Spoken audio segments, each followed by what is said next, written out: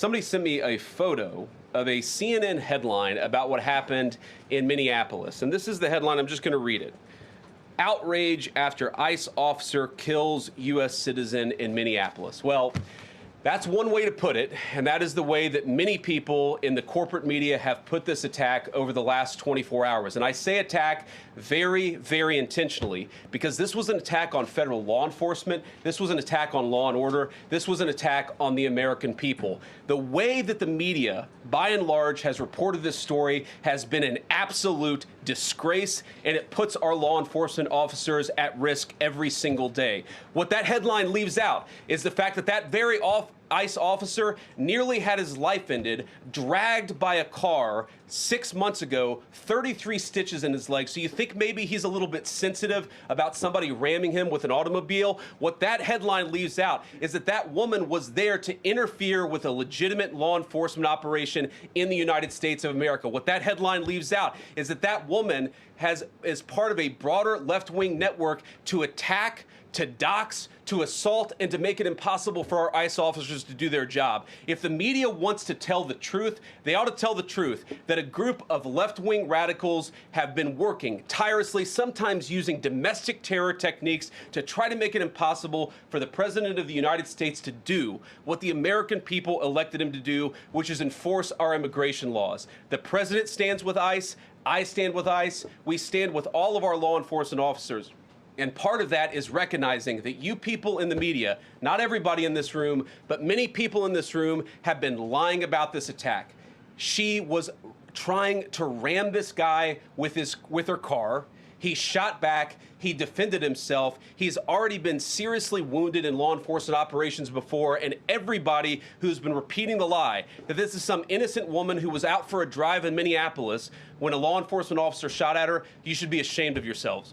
Every single one of you. Starting to get a little bit more tense as you're looking live here at Commander Bovino here with Border Patrol. He just came out and joined the line of Border Patrol agents outside of this federal building. Sir, any comment on these protests? Off the road. All right, so Bovino telling us and a lot of these protesters to stay off the road as dozens of Border Patrol agents continue to line this federal building. A lot of these protesters continuing to yell at these agents and tell them to leave Minnesota, leave Minneapolis. They're not happy with the increased federal response here, and they've been telling them all morning to get out. There is a lot of anger, a lot of frustration at the presence here. Also, among all of the chants and the yelling that we've heard a lot of people in the crowd too saying, "Say her name." They've been talking about the woman shot and killed yesterday, 37-year-old Renee Good. We have heard people on megaphones chanting into the crowd saying, "Say her name, say her name." The New York Post editorial board has a new piece titled "The Left Bears Full Blame for the Minneapolis ICE Shooting." And here's part of that. This follows months of Democrats cheering law-breaking protesters, calling for resistance to ICE as if it were not a duly constituted law enforcement agency. David Spunt now with more. David. Well, Harris, the anti-ICE rhetoric can be heard from Minneapolis to the U.S. Capitol here in Washington. What they are doing is causing chaos and distrust. They're ripping families apart. They're sowing chaos on our streets. And in this case, quite literally killing people. This officer not only needs to be fired and suspended, but based on the video, he needs to be charged with murder. And it's that anti-ICE, anti-law enforcement rhetoric in general that's causing some of this violence, according to administration officials, and it's not unique to Minnesota. This must stop. ICE alone is facing a 1,300% increase in assaults against them and an 8,000% increase in death threats against all of them. In fact, the very same officer who was attacked today had previously been dragged by an anti-ICE rioter who had rammed him with a car and drug him back in June. He sustained injuries at that time as well.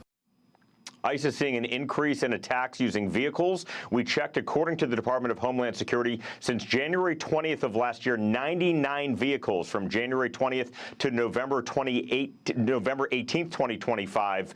Shows those attacks, 71 vehicular attacks against CPB, and that is 28 vehicular attacks against ICE. That is a 1,300% increase in those attacks using vehicles. Kristi Noem, the DHS secretary, who's going to be speaking momentarily from New York, is calling on the Justice Department and Attorney General Pam Bondi to prosecute these attacks against ICE as domestic terrorism. As she says, it's being coordinated. Harris. I mean, you presumably watched the video yourself. There's not the slightest doubt in your mind, having viewed it, that the victim, you still believe that she deliberately tried to ram him despite seeing this video? Look, I don't know what is in a person's heart or in a person's head, and obviously we're not going to get the chance to ask this woman what was going on. What I am certain of is that she violated the law. What I'm certain of is that that officer had every reason to think that he was under very serious threat for injury or in fact, his life. What I'm certain of is that she accelerated in a way where she ran into the guy. I don't know what was in her heart and what was in her head, but I know that she violated the law, and I know that officer was acting in self-defense. It raises an interesting point, though. Look, if people want to say that we should have a legitimate debate about, what was she really doing, right? Was she panicking when she drove into this officer, or was she actually trying to ram him? That's a reasonable conversation. What's not reasonable is for so many of you to plaster all over the media that this was an innocent woman and that the ICE agent committed murder, which is what many of you have said explicitly and some of you have said implicitly. That's what I have an objection to. The idea that this was not justified is absurd, and I think everybody knows it in their heart. Be sure to like, comment, subscribe, hit the bell, and watch all our content, including full episodes of the YoJoe Show podcast.